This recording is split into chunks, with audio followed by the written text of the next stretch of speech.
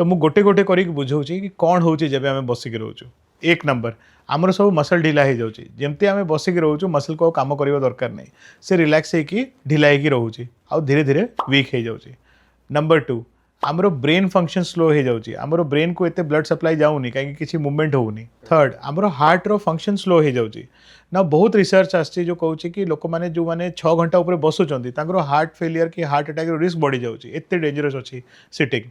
ना एज मु orthopaedic doctor अच्छी मुझे आपको orthopaedic side effect of sitting कहूँ लॉन्ग सिटिंग कौन करूँ प्राय डेली पेशेंट देखुची क्लिनिक रे जो मानकर अंटा दर्द थाए बेक दर्द थाए पूरा बॉडी रे दर्द थाए आ जब मुझे पचारि बयस हूँ 20-25-30 तांकर काम